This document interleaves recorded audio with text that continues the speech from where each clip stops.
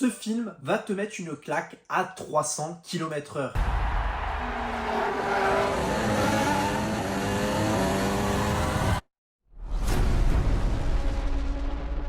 Hey, what's up tutu, j'espère que vous allez bien. On se retrouve aujourd'hui pour une toute nouvelle vidéo et surtout une toute nouvelle critique. Nous allons parler du film F1 que j'ai pu voir en avant-première hier dans mon CGR, surtout dans une salle complètement blindée, une salle Ice. Donc je vous jure, l'immersion était totale. J'ai vraiment pris une claque monumentale sur ce film, sachant que je ne suis pas fan de la F1, je regarde pas forcément le sport automobile, j'aime bien le voir à l'écran parce que ça dégage des émotions, ça dégage une espèce de pression, une immersion qui est totalement totale quand c'est bien réalisé, et pour le coup ça a été le cas. On retrouve à la réalisation Joseph Kosinski qui a notamment fait l'un des films que j'ai surkiffé avec Tom Cruise, il s'agit de Top Gun Maverick. Le film, on peut le retrouver avec énormément de similitudes avec celui-ci dans son scénario.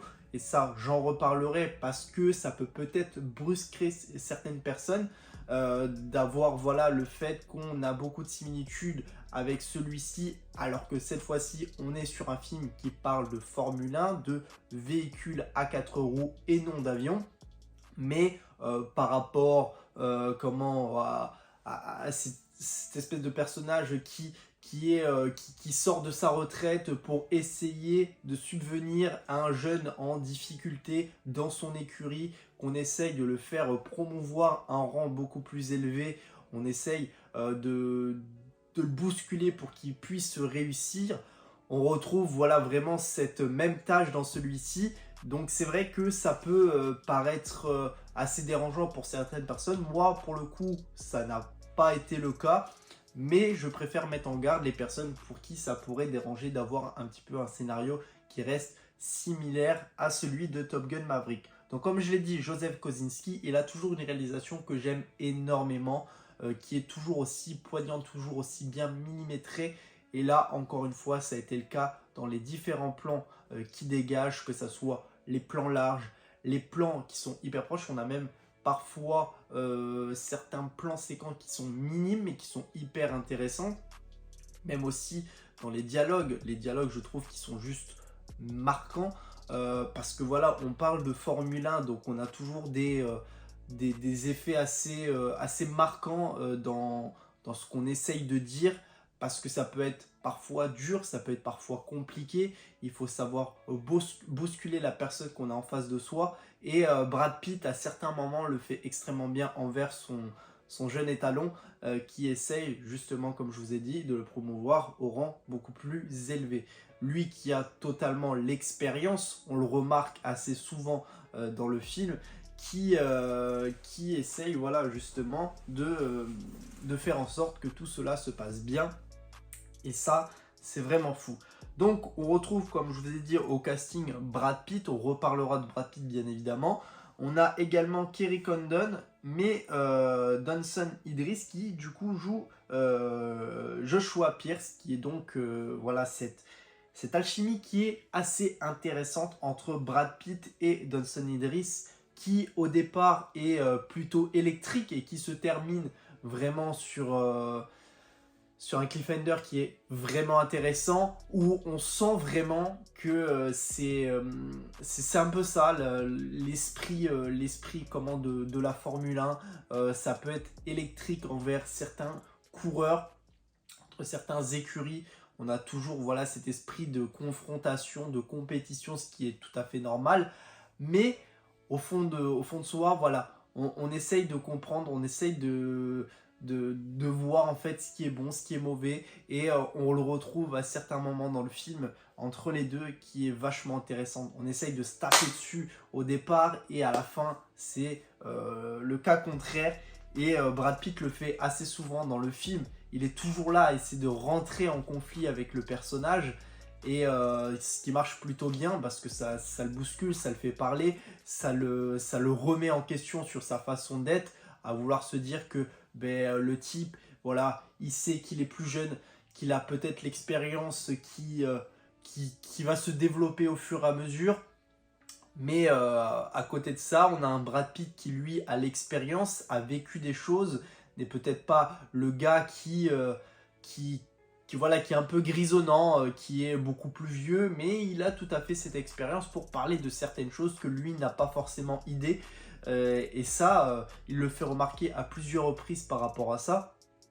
Et ça, c'est ce que j'aime parce que c'est vraiment une histoire de vie dans le sport automobile. C'est de savoir déstabiliser un petit peu avec les dialogues. Et les dialogues sont vraiment poignants, sont vraiment marquants et hyper touchants à certains moments. On ressent une émotion qui est assez palpable entre les différents personnages. D'ailleurs, en parlant d'émotion, il y a quelque chose qui rentre en compte avec l'émotion, avec les scènes, c'est la BO. La BO est vraiment intéressante, que ça soit la BO avec les différentes musiques qu'on nous a sorties dans le film. On retrouve vraiment énormément d'artistes dans la OST. On a quand même du Ed Sheeran, que j'aime énormément. On a du Doja Cat, on a du Roddy Ricch, on a du Burna Boy, on a du Rosé, on a du Tate McRae. On a vraiment énormément de choix musical qui est plus sur un fond assez rock, que j'aime beaucoup et qui marche énormément sur la plupart des courses qu'on essaye de nous montrer. Et ça, j'aime énormément. Et ça, en tout cas, on peut rien enlever à Hans Zimmer. Quand il y a une composition de Hans Zimmer là-dedans, dans ces moments d'émotion, dans ces dialogues qui marchent bien, ça va super bien. Et pendant les courses, on a ces autres artistes qui rentrent en compte, qui font vraiment le travail et j'adore vraiment. La BO, elle est vraiment exceptionnelle. J'adore énormément et ça passe super bien. Maintenant, parlons niveau réalisation. Réalisation, comme je vous ai dit, on est vraiment sur quelque chose qui est à peu près avec la même similitude que Top Gun Maverick, que ça soit au niveau de la romance, que ça soit voilà, ce grisonnant qui va essayer de promouvoir son personnage pour essayer de le faire gagner, de le faire réussir. C'est à peu près la même chose qu'on voit dans Top Gun Maverick. Comme je vous ai dit, ça peut brusquer certaines personnes. Moi, ça ne m'a pas dérangé. Et ce que je veux revenir, c'est au niveau de la réalisation, au niveau des caméras, de tout ça, des caméras embarquées, de cette pression que ressent au niveau de chaque course qui est vraiment intense. Et comme je vous ai dit, j'ai été le voir en salle ICE, donc c'était vraiment hyper immersif avec les couleurs qu'on avait sur les côtés. Et à chaque course, j'étais cloué à mon siège. On ressent les vibrations dans le volant.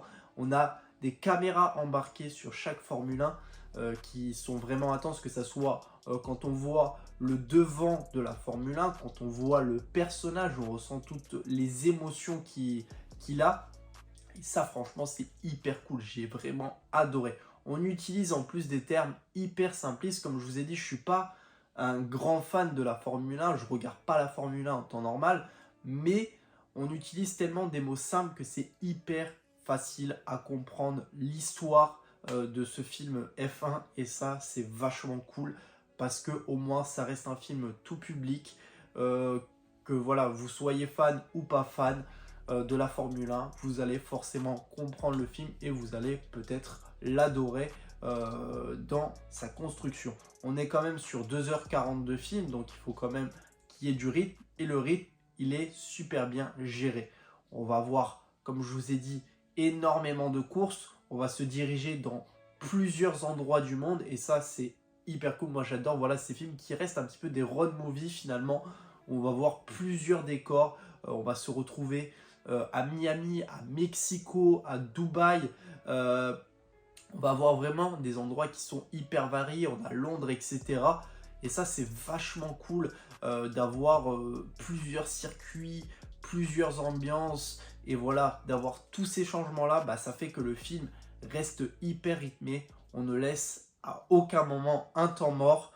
Et ça, j'ai vraiment adoré. En tout cas, je voulais revenir sur notre très cher Brad Pitt qui fait encore une fois du Brad Pitt avec voilà, ces petites blagues par-ci par-là qu'il aime faire, qui reste en fait le même dans chaque film et ça j'adore. Moi j'adore vraiment ce qu'il fait. Donc on pourrait dire que le mec est à la tête d'affiche de ce film-là, mais il ne vole pas forcément la vedette de notre très cher autre personnage qui est Danson Idris, qui joue Pierce du coup, parce qu'il arrive quand même tout de même à se démarquer de Brad Pitt.